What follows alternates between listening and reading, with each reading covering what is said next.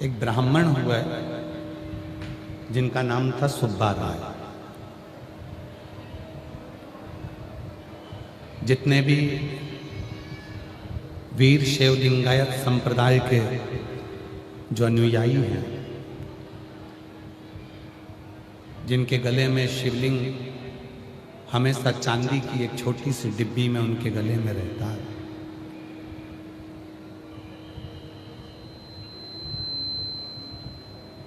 वीर शैव लिंगायत संप्रदाय के अंतर्गत जिनके गले में भगवान शंकर का शिवलिंग सदा विराजमान, जिनके मस्तक पर भस्म का त्रिपुंड सदा विराजमान,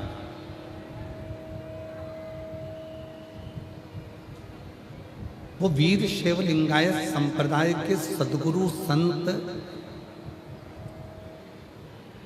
एक पथ बताते हैं कि यदि हमको शिव की भक्ति को प्राप्त करना, वीर शैव लिंगायत संप्रदाय में उनके गुरु एक मार्ग बताते हैं कि यदि हमें शंकर की अविरल भक्ति को प्राप्त करना है तो शिव के जो भक्त होते हैं, भगवान शंकर के जो दृढ़ विश्वास रखने वाले भक्त होते हैं, उनकी भक्ति को श्रवण करना चाहिए,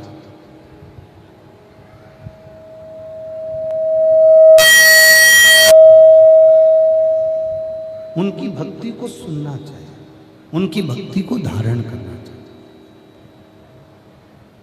और कितना सुंदर कहा है वीर शैव लिंगायत संप्रदाय में। यहाँ पर भी हमको विश्वास है कि कई लिंगायत संप्रदाय के शिव भक्त यहाँ बैठे होंगे। वीर शैव लिंगायत संप्रदाय के बैठे हैं क्या? हाथ उठाओ जरा, कितने लोग बैठे हैं? अच्छा, बहुत सारे बैठे हैं। रखो रखो, प्रणाम आपको, प्रणाम। आपके गले में जो शिवलिंग विराजमान है उसको हमारी ओर से दंडवत प्रणाम है, दंडवत। एक भक्ति, एक विश्वास, एक दृढ़ता,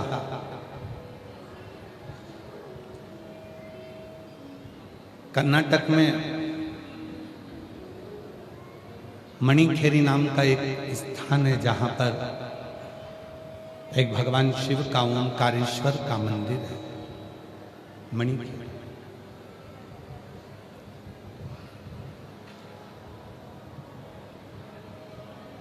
उस मणिखेरी स्थान में एक ब्राह्मण रहता था जिसका नाम सुब्बा राय था। सुब्बा राय शिव का बड़ा उपासक, भगवान शंकर के विरल भक्ति में डूबने वाला, भगवान शंकर की भक्ति में बजने वाला, भगवान शंकर का स्मरण करने वाला, भगवान शंकर का मंत्र जाप करने वाला, भगवान शंकर की विरल भक्ति में डूबने वाला सुब्बा, जो शिव की भक्ति दिन रात किया करता था, दिन रात भगवान शंकर के भजन में, भगवान शंकर के स्मरण में डूबा रहता सुब्बा। वहां का एक राजा था जिसका नाम था लिंग राजेंद्र।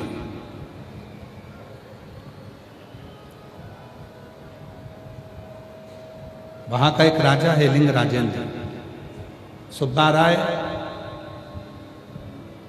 जब फ्री हो जाता भगवान शंकर की विरल भक्ति में डूब जाता।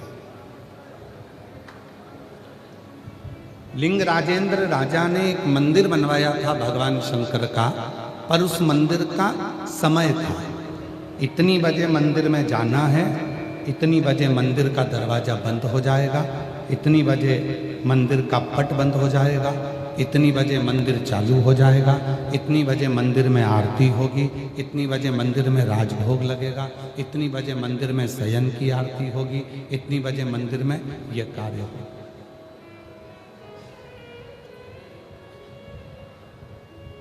पर सुब्बा राय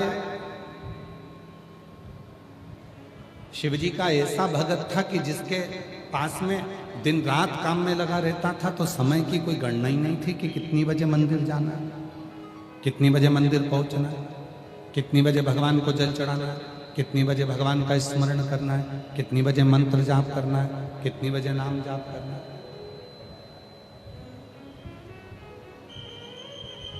कितनी बजे परमात्मा का स्मरण करना, सुब्बा राय।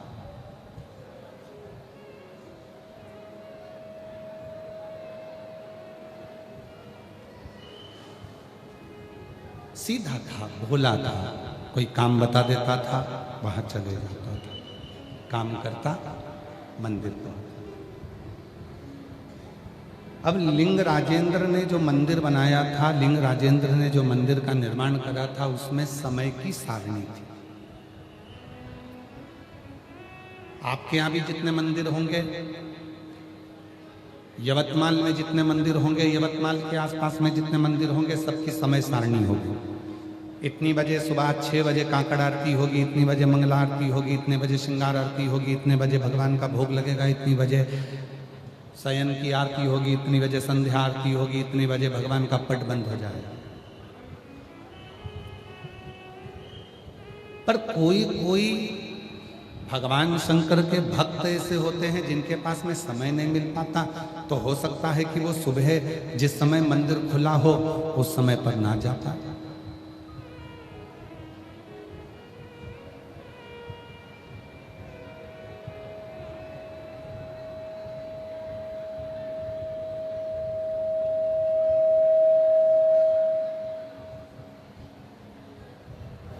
आवाज थोड़ी क्लियर कर दो, आवाज ठीक नहीं आ रही है अंदर, थोड़ा क्लियर करो उसको, आवाज सुनने में अपने को भी समझ में आए कि बोल क्या। सुब्बा राय का समय जो था वो निश्चित नहीं था।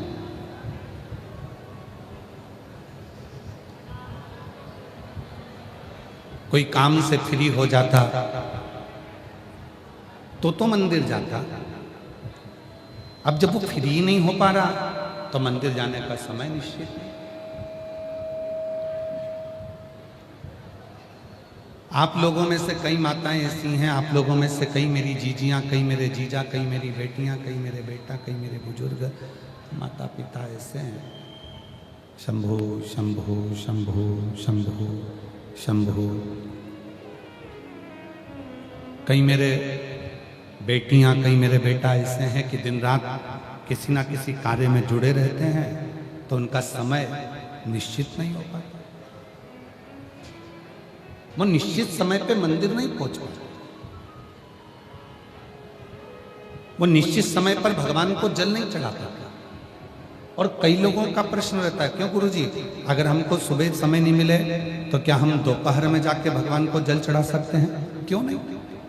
गुरुजी, अगर हमको दोपहर में समय ना मिले तो क्या हम प्रदोष काल में जाकर भगवान की पूजन कर सकते हैं? क्यों नहीं? 33 कोटि देवता में 33 कोटि देवता में केवल एक देव अधिदेव महादेव ऐसे हैं जिनके पास जाने का कोई समय नहीं है। जब तुम्हारी मर्जी पड़े तब शिव की आराधना, साधना, भजन, कीर्तन, स्मरण कर सकते। 33 कोटि देवता में केवल एक देव अधिदेव महादेव ऐसे हैं कि जब तुम्हारा मन पड़ जाए तब तुम शिव की साधना में लग, तब तुम शिव का भजन करने में लग।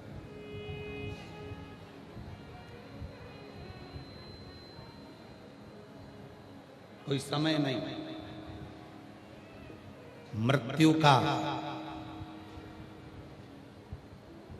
और महाकाल का कोई समय नहीं होता। जब चाहो तब उस महाकाल को पुकार सकते हो। मृत्यु का समय नहीं है।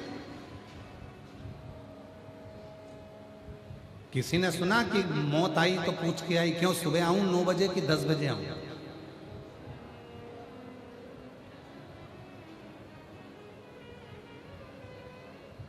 और आप में से कोई है जिसने सुना हो कि किसी ने कह दिया नहीं नहीं मैं अभी 9 बजे नहीं मरूंगी, मैं तो शाम को 4 बजे मरूंगी, अभी नहीं मरना मेरे को।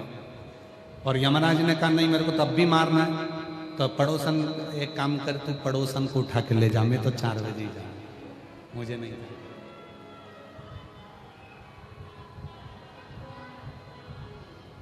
है कोई ऐसा जिसने मौत को कह दिया हो कि नहीं मैं अभी 4 बजे जाऊंगी, मैं 8 बजे जाऊंगी, मैं 12 बजे जाऊंगी, मैं 10 बजे जाऊंगी? किसी ने मौत को नहीं। मौत और महाकाल इन दोनों का कोई समय नहीं है। जब तुम दुखी हो, जब तुम तकलीफ में हो, जब तुम कष्ट में हो, जब तुम परेशानी में हो, तब तुम उस महाकाल को याद करना प्रारंभ कर दो, वो तुम्हारे दुख मिटाना प्रारंभ कर दो।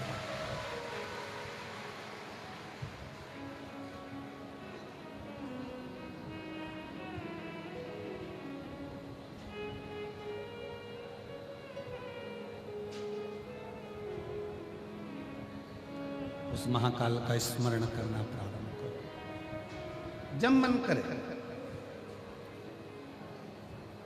शिव जब कृपा करे, मेरे वो घड़दानी जब करुणा कर दे, तब उसको भजना प्रारंभ करो, तब उसको पुकारना।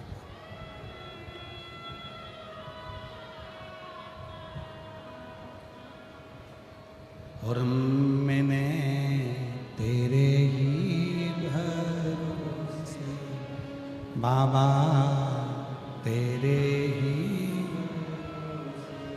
हवा बीच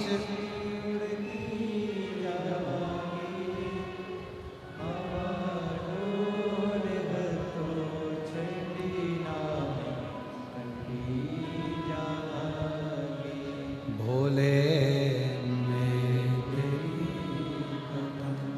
शंभू में तेरी। कोई समय मेरे शिव के लिए नहीं, हर घड़ी, हर पल, हर समय, हर क्षण तुम शिव को पुकार सकते हो।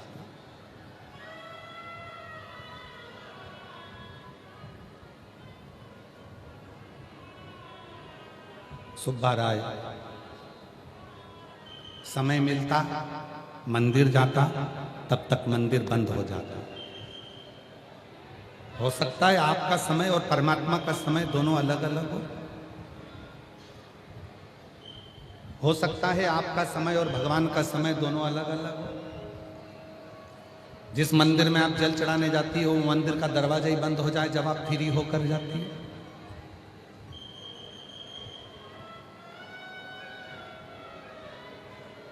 दोनों का समय नहीं मिल सकता।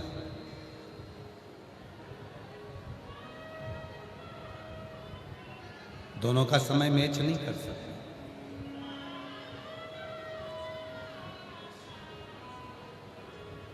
और दोनों का समय मैच कर भी नहीं सकता। प्रेम गली अति साकरी, जामे दो ना समा। तो फिर करा क्या? सुब्बा राय ने एक काम करा। उसको मालूम था कि मैं मंदिर जाता हूं और मंदिर का दरवाजा बंद हो जाता है, मैं मंदिर पहुंचता हूं और मंदिर का द्वार बंद हो जाता है। सुब्बा राय ने काम कर कर आता, थोड़ा सा दूध बाजार से खरीद लेता और सुब्बा राय एक पत्थर पर दूध को चढ़ा देता। उसको शिव माना, उसको शंकर माना।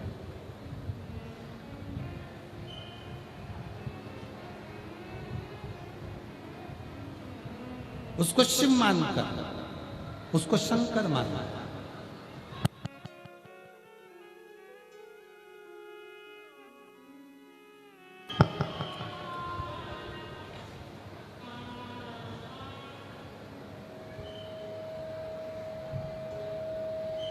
एक शिला पर दूध चढ़ा देता और दूध चढ़ाकर उसकी ही आराधना साधना करता। क्यों? क्योंकि मंदिर का समय और सुब्बा राय का समय दोनों मिल नहीं पा रहा था। जब मंदिर पहुंचता है, मंदिर बंद हो जाता है, समय पर नहीं पहुंच पाता। जाने विचार करा, क्या करूं?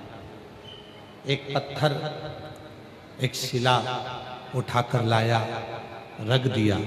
अब उसी पर थोड़ा सा दूध समर्पित कर देता है, उसी पर दूध चढ़ा, उसी पर।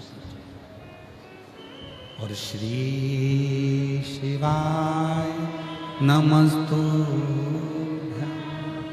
श्री शिवाय नमस्तुभ्यं, श्री शिवाय नमस्तु श्री शिवाय नमस्तु। लाता दूध शिला पर चढ़ा देता।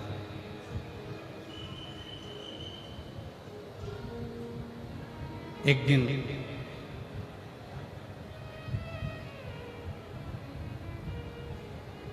लिंग राजेंद्र को मालूम पड़ा, एक दिन मणिखेरी के जो राजा थे लिंग राजेंद्र, उनको मालूम पड़ा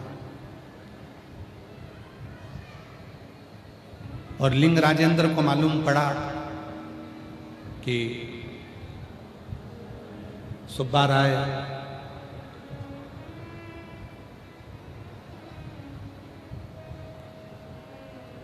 एक शिला के ऊपर जल चढ़ाकर दूध चढ़ाकर फिर काम पर चले जाता है।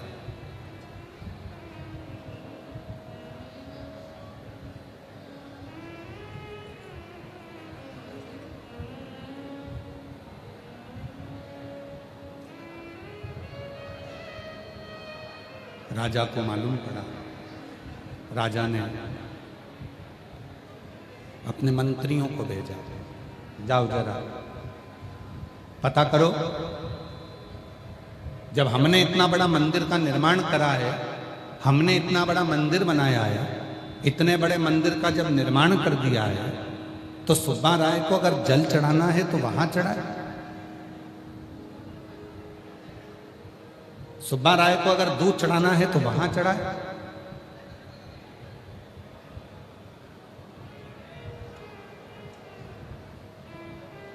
जब हमने इतने बड़े मंदिर का निर्माण करा है, इतना बड़ा मंदिर हमने बनाया है, और अगर दूध चढ़ाना है, पूजन करना है, जल चढ़ाना है, तो फिर उस मंदिर में जाकर चढ़ाए।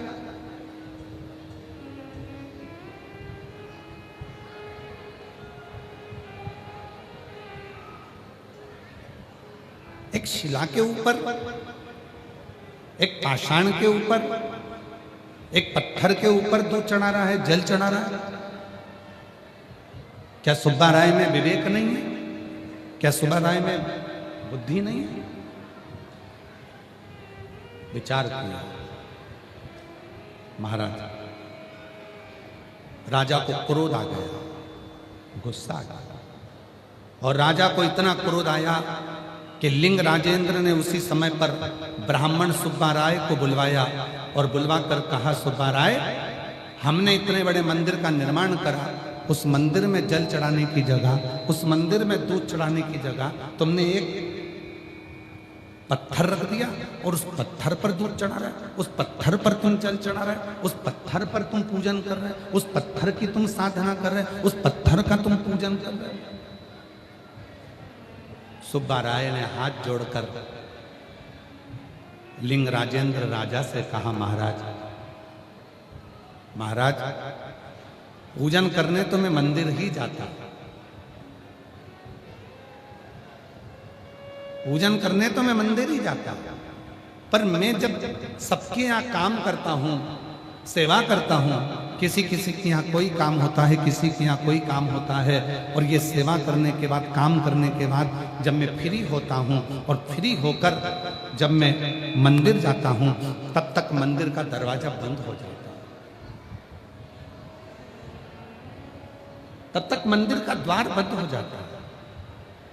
अब आप बताएं महाराज कि मैं करूं तो करूं क्या? कहीं मेरा नियम ना टूटे, इसलिए मैं शिव की साधना करता हूं। एक शिला के रूप में मैं पूजन करता हूं, एक शिला। हमारे बीच में क्षेत्र के पालक मंत्री जी पधारे हैं। मैं निवेदन करता हूं कि आप व्यासपीठ का पूजन करने के लिए आए। क्षेत्रीय पालक मंत्री महोदय यहाँ पधारे।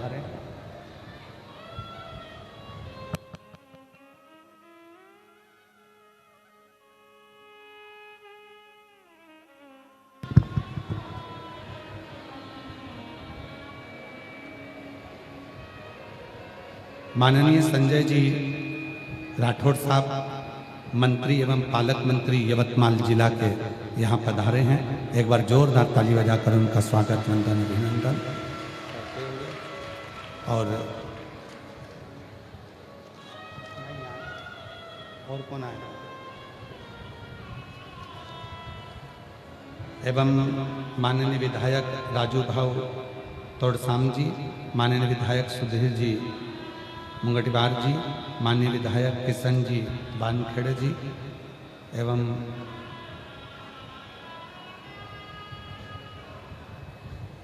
जो भी अतिथिगण के नाम यहाँ आए हैं उनका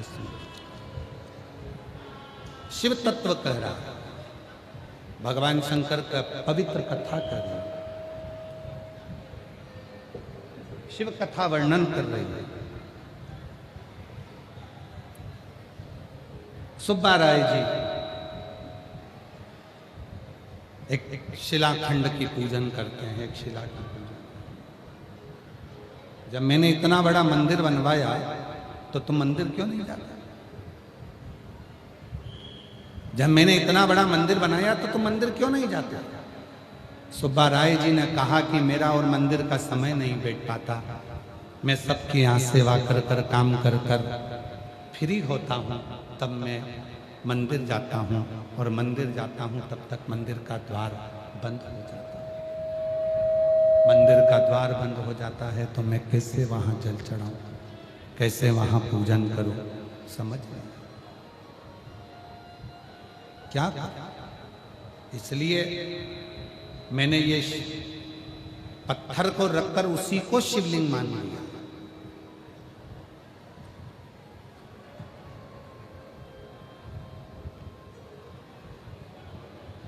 और मेरी जीजियों, मेरे जीजाओं, मेरी बेटियों, मेरे बेटाओं, मेरे बुजुर्ग माँ बाप, याद रखना, जिस दिन मंदिर ना जा पाओ, जिस दिन मंदिर में जाकर एक लोटा जल ना चढ़ा पाओ, उस दिन अपने हृदय में शिव को पाने का प्रयास करना और एकांत में बैठकर 5 बार 7 बार श्री शिवाय नमस्तुभ्यम या पंचाक्षर नमः शिवाय या षडाक्षर ओम नमः शिवाय का जाप करना। आपको ऐसे महसूस होगा जैसे हम शंकर के मंदिर में पहुंच गए हैं और शिव जी को एक लोटा जल चढ़ा दिया है। मन को शिव,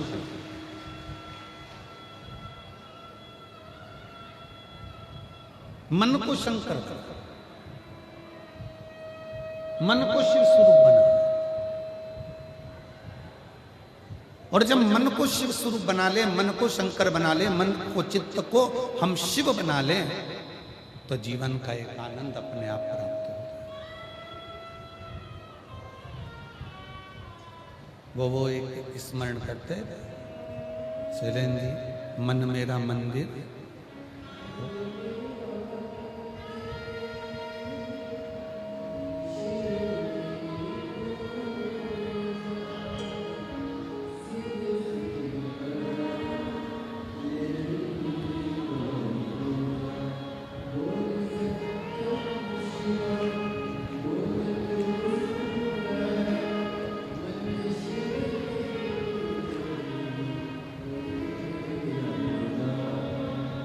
मन मेरा शिव मेरी पूजा, शिव से बड़ा नहीं।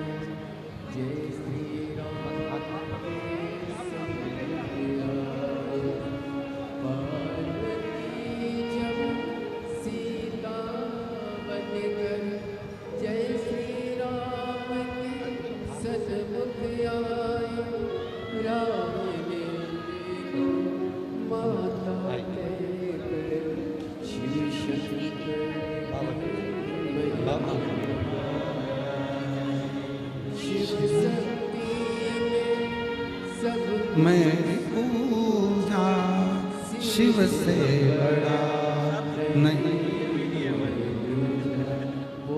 सत्यम शिव बोल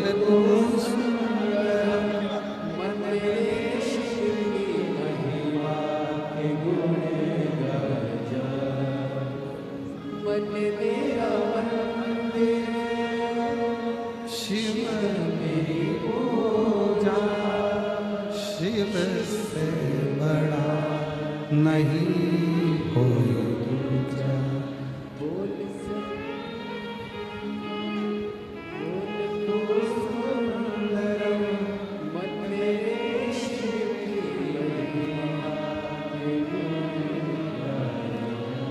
सुब्बा राय मन को मंदिर बना लिया। सुब्बा राय ने अपने हृदय को मंदिर बना लिया, अपनी चित्त वृत्ति को मंदिर बना लिया, अपने मन को मंदिर बना लिया सुब्बा राय। और केवल एक शिला को रखकर एक शिवलिंग के रूप में उसी की पूजन, एक शिला को रखकर उसी की आराधना, एक शिला को रखकर उसी की साधना सुब्बा राय करना। लिंग राजेंद्र ने पूछा, राजा ने पूछा कि मैंने इतना बड़ा मंदिर बनाया और तुमने अलग से पूजन करना प्रारंभ कर दिया।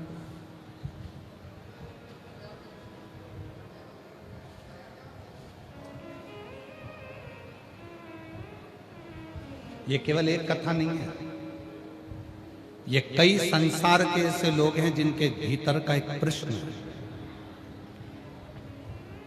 भीतर का प्रश्न।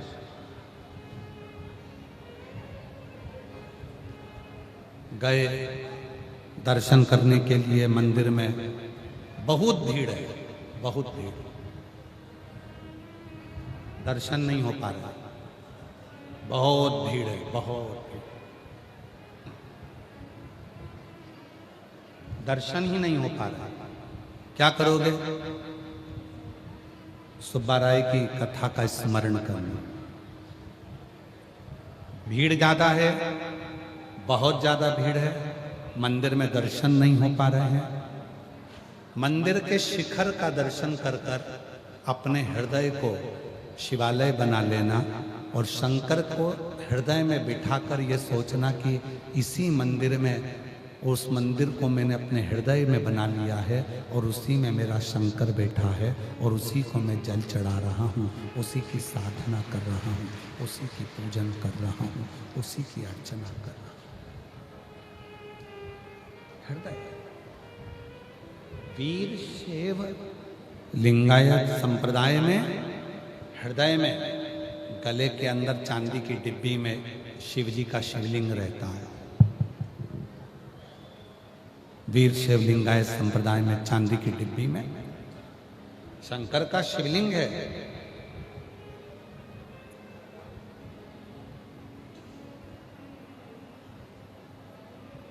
एक भक्त ने पूछा अपने गुरु से, कोई बड़ा भक्त नहीं था, 8 साल का लड़का अपने गुरु से पूछता है कि मेरे गले में ये चांदी की डिब्बी में शिवलिंग क्यों है?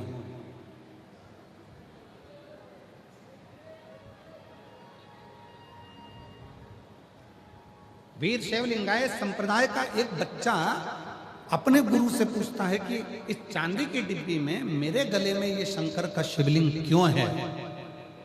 तो गुरु कहते हैं कि ये डब्बी में, चांदी की डब्बी में शिवलिंग नहीं, ये तेरा जो शरीर है ये शिव का मंदिर है और ये हृदय में जो शिवलिंग रखा है ये शंकर के मंदिर में शिवलिंग स्थापित कर रहा है। ये चलता फिरता मंदिर है।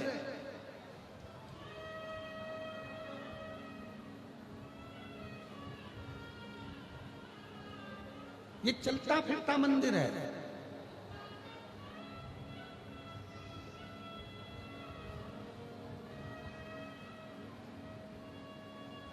धन्य हैं आप सब लोग जिनके घर के पास में एक लोटा जल चढ़ाने वाली कोई माता रहती है। धन्य हैं आप सब लोग जिनके घर के पास में कोई शंकर जी के मंदिर जाने वाला बच्चा रहता है। धन्य हैं आप सब लोग जिनके घर के पास में कोई मस्तक पर त्रिपुंड लगाने वाली कोई बहन, कोई भाई, कोई परिवार रहता है, जिसका रोज दर्शन तुम करते हो तो तुम्हें कैलाश का वास होता है।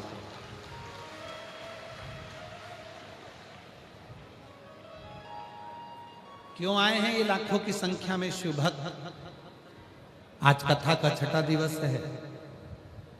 लाखों की संख्या में शिव भक्त आने का कारण क्या है? उनका आने का एक ही कारण है, इतने शिव भक्त आएंगे, उन शिव भक्तों के मुख का भी यदि हमें दर्शन हो गया। कौन से मुख का? जिस मुख से वो श्री शिवाय नमस्तुभ्यम कहते हैं। शिव महापुराण की विद्येश्वर संहिता में, गीता प्रेस गोरखपुर की शिव पुराण लेकर आओ, उसके विद्येश्वर संहिता पढ़ो। उस विद्येश्वर संहिता में लिखा है, श्री शिवाय नमस्तुभ्यम बोलने वाले के मुख का मात्र दर्शन कर लीजिए, हजारों अश्वमेध यज्ञ का पुण्य मिल जाता है, हमारे पाप समाप्त हो जाते हैं। हमारे पाप समाप्त हो जाते केवल मुख का दर्शन करने तक।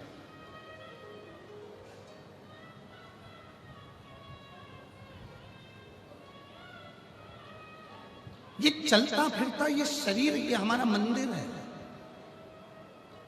और इस मंदिर में जो मन है, जो चित्त है, वो हमारे मंदिर में शंकर का शिवलिंग उसके अंदर विराजमान है। हृदय का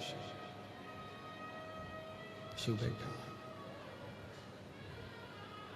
लिंग राजेंद्र को क्रोध आ गया, मैंने जो मंदिर बनाया उस मंदिर में तो पूजन करने नहीं जाता और अलग से शिवलिंग रखकर उसकी पूजन करता। और वो तो शिवलिंग भी नहीं है, केवल एक पत्थर, एक कंकर, तो उसकी पूजन कर रहा है।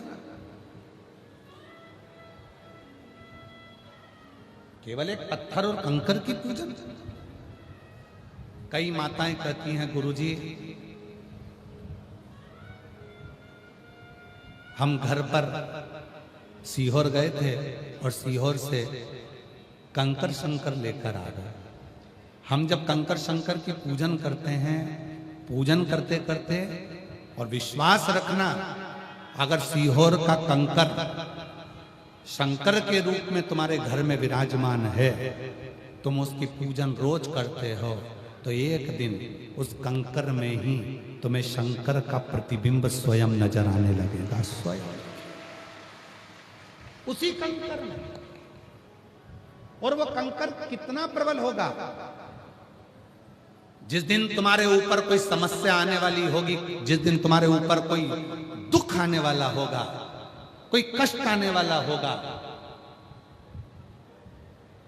कोई तकलीफ आने वाली होगी, कोई कष्ट तुम्हारे सम्मुख में आने वाला होगा, दो चीज में याद रखना, दो चीज में सीहोर का कंकर टुकड़े टुकड़े हो जाता है। दो चीज में, एक टुकड़े टुकड़े होता है सीहोर का कंकर जब तुम्हारे यहाँ कोई खुशी आने वाली होती है, तो सीहोर का कंकर अपने आप टुकड़े टुकड़े होकर 1000 गुना हो जाता है कि अब तेरा वंश बढ़ने वाला है, तेरे यहाँ खुशी आने वाली है, तेरे यहाँ बहुएं आने वाली हैं, तेरे यहाँ नौकरी लगने वाली है। समझ लेना अपने आप कंकर के टुकड़े हो गए, समझ लेना कि कहीं ना कहीं विस्तार हो रहा है। और दूसरा,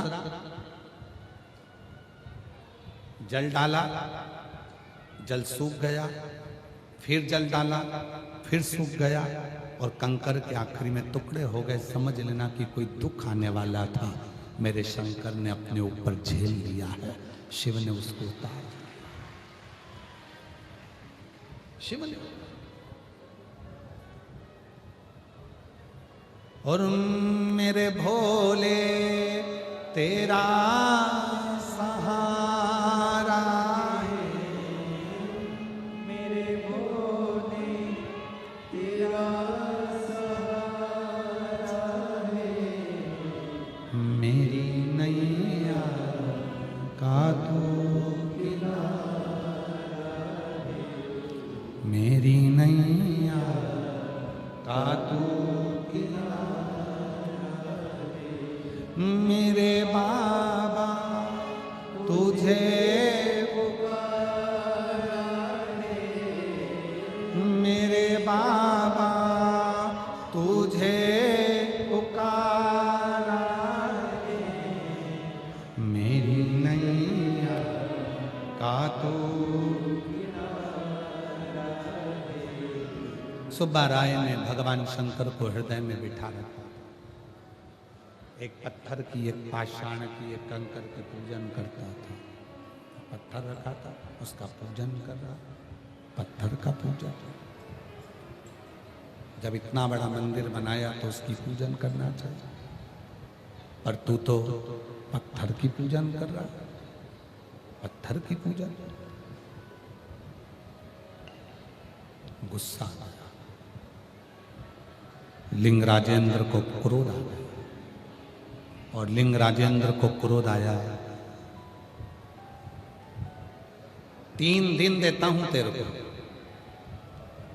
जिस पत्थर की तू पूजन करता है उस पत्थर में से शिव को प्रकट कर दे।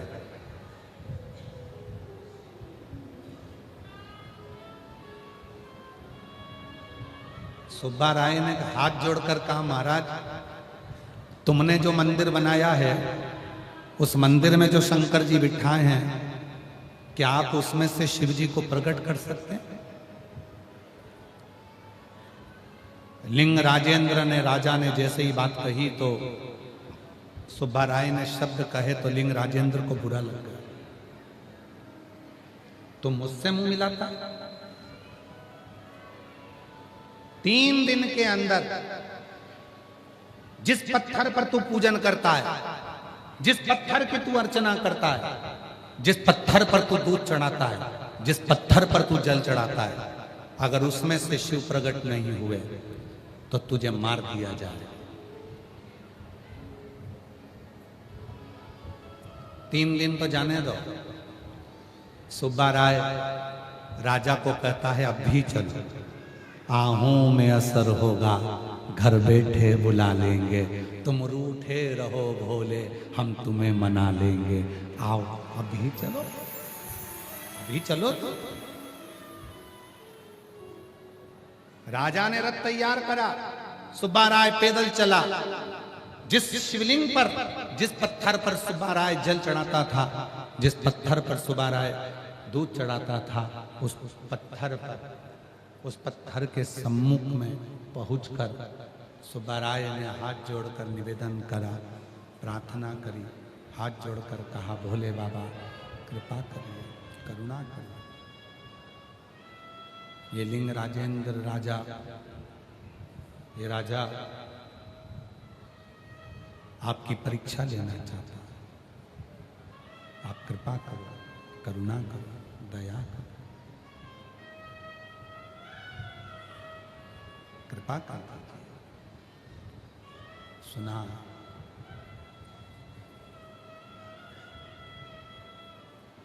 राजा सामने खड़ा था, शिवलिंग में से एक तेज पुंज निकला, राजा के सामने आकाशवाणी हुई, राजा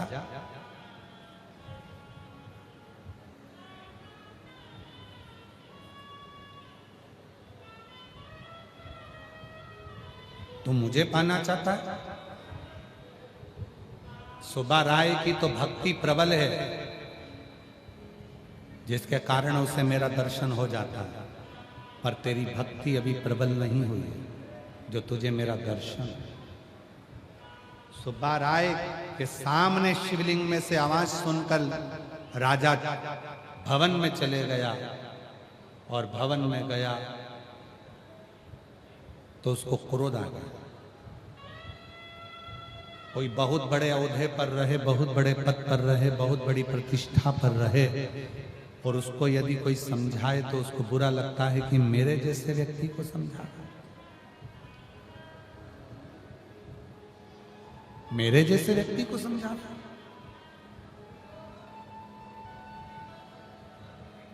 कोई बहुत बड़े ओहदे पर रहे, कोई बहुत बड़े ओहदे पर पहुंच जाए, कोई बहुत बड़े पद पर पहुंच जाए, और उस व्यक्ति को यदि समझाया जाए तो उसको लगता है कि मेरे जैसे व्यक्ति को, मेरे इतने ओहदे वाले को, जो इतने बड़े पद पर है, इतनी बड़ी प्रतिष्ठा पर है, उसको समझाया जाए। पर शिव महापुराण की कथा कहती है, ज्ञान यदि खुद के बेटे से भी मिले तो लेना चाहिए, और ज्ञान अगर एक दरवाजे से भी प्राप्त हो तो उसे लेना चाहिए।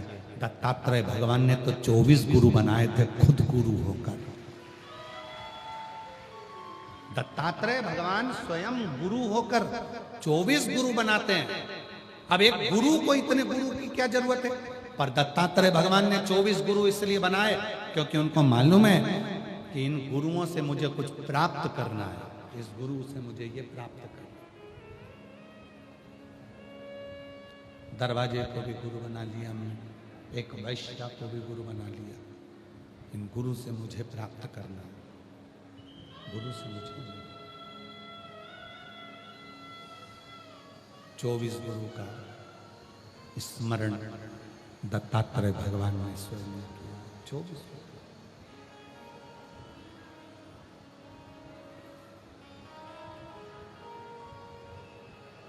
और शंभु शरण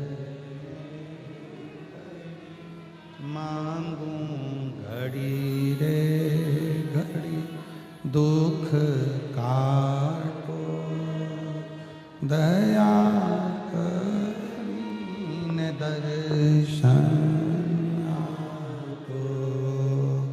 शंभु शरणे पड़ी मांगू घड़ी रे घड़ी, दुख काटो दया करीन दर्शन।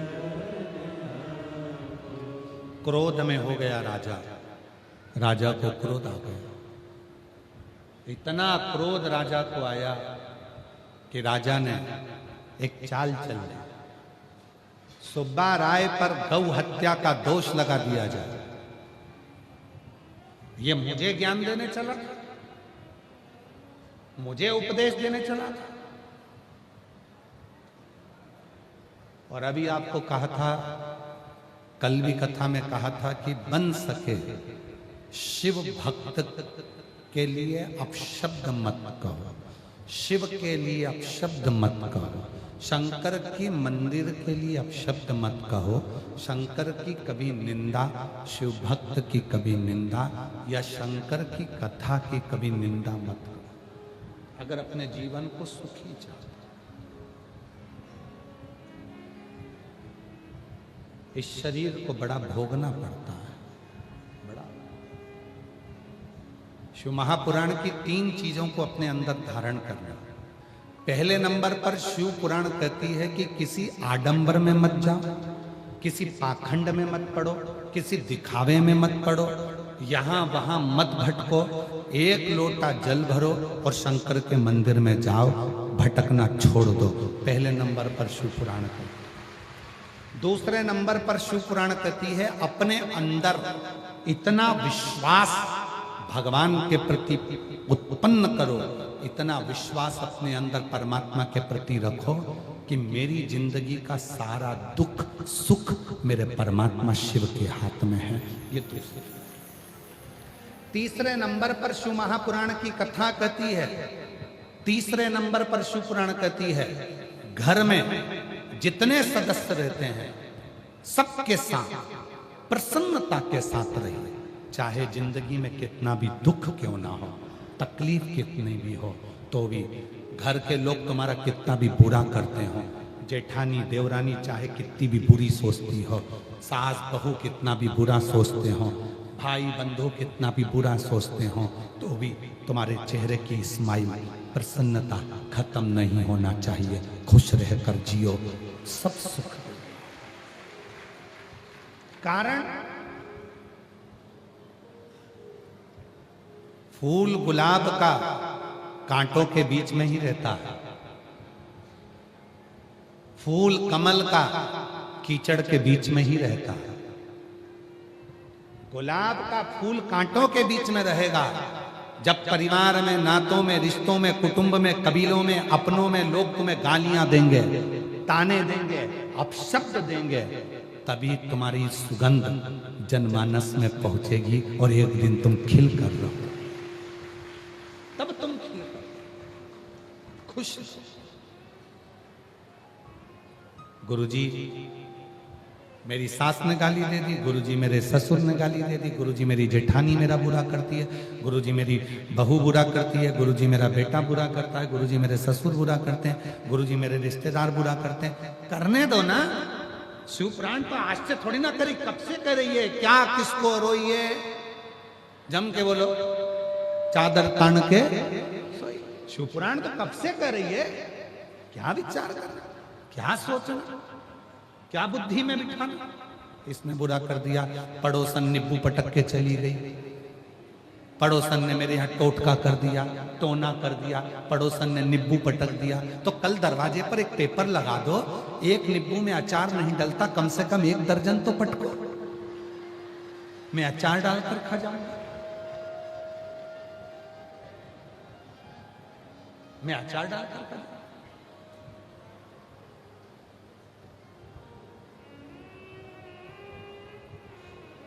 ये जितने ग्रह हैं, शनि, राहु, केतु, मंगल, बुध, शुक्र, जितने भी ग्रह हैं सब शिव के अनुकूल हैं, सब शंकर के अनुकूल।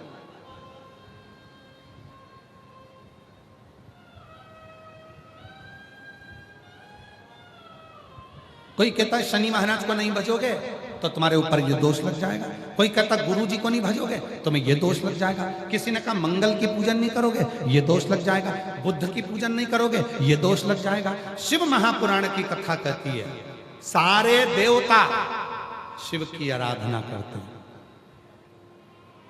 जो शिव की आराधना करता है उस पर कोई दोष नहीं लगता। आप शंकर की आराधना में,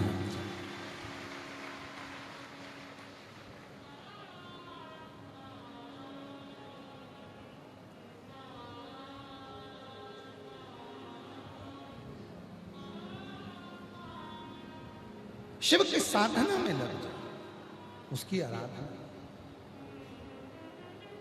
सुब्बा ब्राह्मण पर राजा लिंग राजेंद्र ने गौ हत्या का दोष लगा दिया।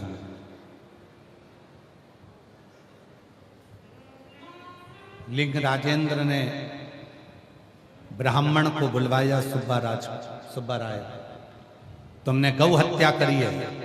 सुब्बा राय हाथ जोड़कर बोलता है कि मैंने गौ हत्या नहीं करी, फिर भी दोष लगा दिया। राजा ने कहा इसने गौ हत्या करी है, इसको तड़फा तड़फा के मारो।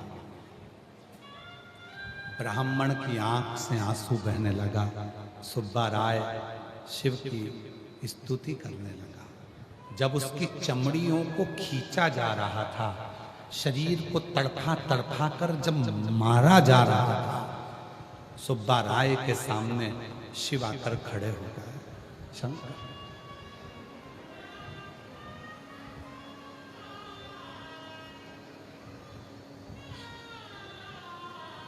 भगवान देवाधिदेव महादेव सुब्बा राय के सामने आकर, जिसकी चमड़ी खींची जा रही है, जिसके प्राण खींचे जा रहे हैं, जिसके शरीर में त्राण हो रहा है, जो मर रहा है तड़प तड़प कर, उसके सामने शिव खड़े थे। शंकर उग्रदानी सुब्बा मांग तुझे क्या चाहिए? मरने वाला व्यक्ति क्या मांगता?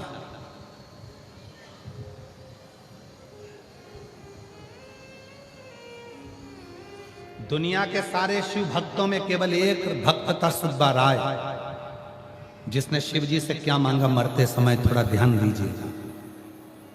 दुनिया का एक शिव भक्त जो भगवान से क्या मांग रहा है, सुब्बा राय मांग तुझे क्या चाहिए, तू निर्दोष है, तेरे में झूठा इल्जाम लगाया जा रहा है, मांग ले तुझे क्या चाहिए।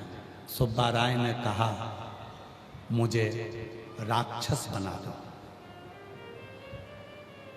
एक भगत, दुनिया में शिव का एक भगत था सुब्बा राय, जो भगवान से कहता है कि मैं ब्राह्मण भले हूं, मैं ब्राह्मण के घर में जन्मा, शिव की साधना करी, मरते समय आपका दर्शन कर रहा हूं, पर मैं आपसे वर मांगता हूं मुझे राक्षस बना दो। राक्षस क्यों? तू राक्षस बन के करेगा क्या? सुब्बा राय ने कहा मैं ब्रह्म राक्षस बनकर इस लिंग राजेंद्र राजा को उसका दंड दूंगा।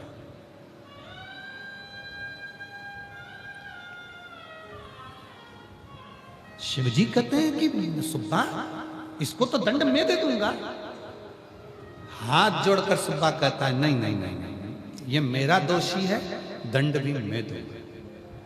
आप मुझे ब्रह्म राक्षस बना दो। ब्रह्म राक्षस का मतलब जानते हो आप लोग? जम के बोलो जरा, जानते हो ब्रह्म राक्षस का मतलब? एक होता है राक्षस, दूसरा होता है ब्रह्म राक्षस। ब्रह्म राक्षस का मतलब है इसको पूर्व का सब ज्ञान होता है, विद्वान होता है, ज्ञानी होता है, परंतु इसको असुर इसलिए कहा गया कि जो जो इसको कष्ट देता है ये उससे बदला लेता है। कोई बुरा काम करता है ये उससे बदला लेता है, कोई गलत काम करता है ये उससे बदला लेता है, कोई गलत कार्य कर रहा होता है ये उससे बदला लेता है, ये उससे बदला लेता है।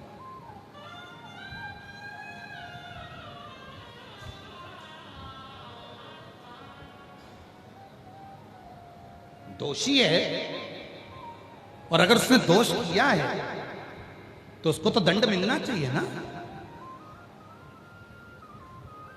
उसको तो दंड प्राप्त होना चाहिए। और हमने पहले भी इस व्यासपीठ से कहा है और आज फिर कहते हैं, पूर्व में भी कहा था,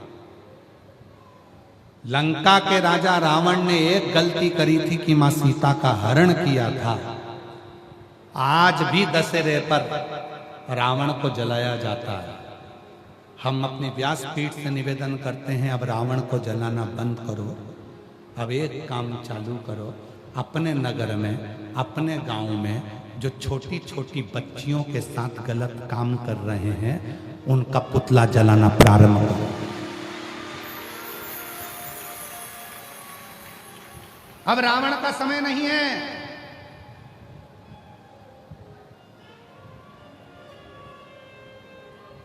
छोटी छोटी बच्चियों के साथ गलत करते हो रहा है और अदालत क्या देखती है? जिसने गलत कृत्य करा तो उसकी उम्र कितनी है?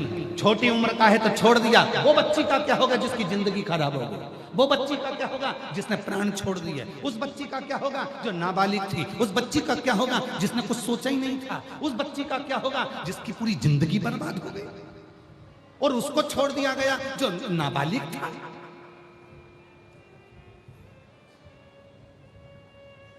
सरकार को एक दंड बनाना चाहिए, अगर किसी छोटी बच्ची या किसी लड़की के साथ अगर गलत करते होता है तो भरे चौराहे पर गोली मार देना चाहिए। सरकार को एक दंड बनाना चाहिए, एक नियम बनाना चाहिए। कब तक बेटियां, कब तक बच्चियां, ये छोटी छोटी बेटियां, ये छोटी छोटी बच्चियां कब तक भोगेंगी? कब तक? और मेरी जीजियों, आप लोगों से निवेदन है, यदि सरकार नियम ना बनाए तो आप एक नियम बनाओ, अपनी बेटी को इतना बोल्ड बनाओ, जीजा बाई जैसा, अहिल्या बाई जैसा, झांसी की रानी जैसा। घर में ट्रेनिंग दो तुम अपनी बेटियों को, घर में ट्रेनिंग दो तुम अपनी बच्चियों को, अपनी बेटी को जीजा बाई बनाना।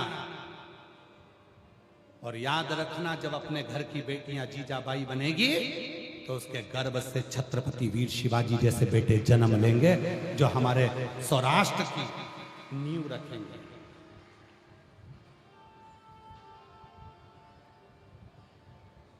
एक हुंकार अपने जीवन में होगी।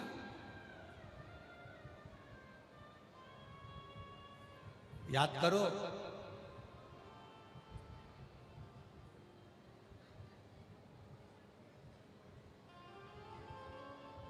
महाराष्ट्र की ही धरा के थे बाला साहब ठाकरे, बाला साहिब ठाकरे, इसी महाराष्ट्र की भूमि के। एक ऐसा शेर जब गर्जना करता था तो पूरा भारत हिल जाता था।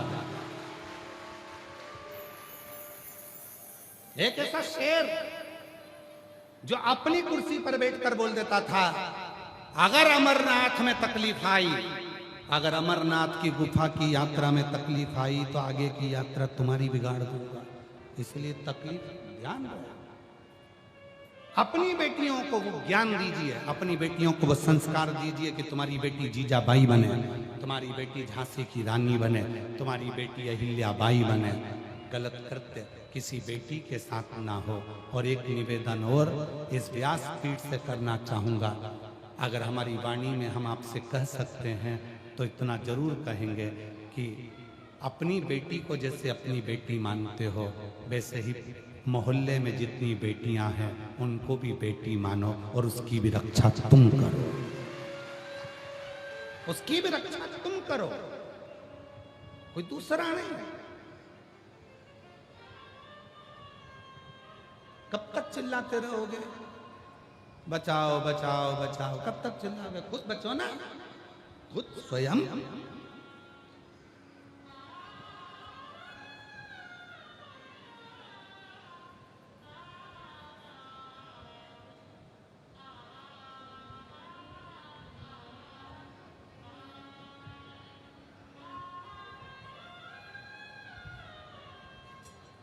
शिव को सुब्बा ने कहा कि मेरा बदला मैं खुद लूंगा, मेरा बदला मैं खुद लूंगा। अच्छा, कई लोगों के मन में रहती है ये बातें।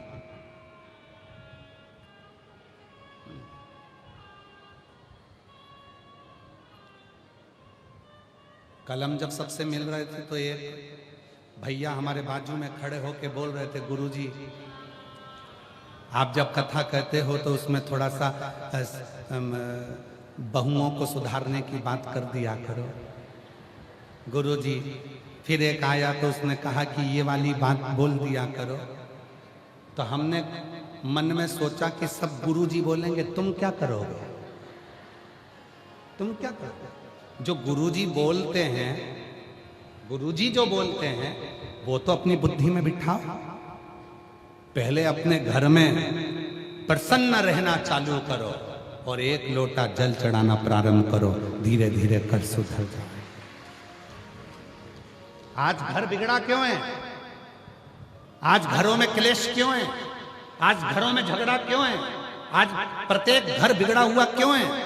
बिगड़ने का एक कारण है, सबके कानों में जहर घोला जा रहा है। कोई आता है जेठानी को भर के चले जाता है, कोई आती है देवरानी को भरकर चली जाती है, कोई आती है सास को भरकर चली जाती है। उनके कानों में इतना जहर भर गया। और ध्यान देना, घर अगर बिगड़े हैं तो सुनने से बिगड़े हैं। गलत सुना, किसी ने गलत बोला तुमने गलत मान लिया, सास ऐसी है तुमने गलत मान लिया, बहू ऐसी है तुमने गलत मान लिया, बेटा ऐसा है तुमने गलत मान लिया। घर कैसे बिगड़ा? गलत सुनने से। जब गलत सुनने से घर बिगड़ सकता है तो शिव महापुराण की कथा सुनने से घर सुधर भी सकता है, निश्चित। रोज घर पर टीवी चालू कर दो, थोड़ी आवाज तेज करो, टीवी की आवाज थोड़ा तेज करके टीवी चालू कर दो। तो कहाँ बहू अंदर से आवाज देकर, मम्मी थोड़ा सा टीवी कम कर दो ना, अभी तो बर्तन मांज के थोड़ी देर पलंग पर मैं विश्राम के लिए आई हूँ, बच्चे आ जाएंगे फिर ट्यूशन पढ़ाना है मम्मी। तो मम्मी को कह देना चाहिए, बेटा बहरी हो गई मैं, सुनाई देता नहीं है इसलिए टीवी की आवाज थोड़ी तेज कर देती हूँ जिससे सुनाई दे जाए।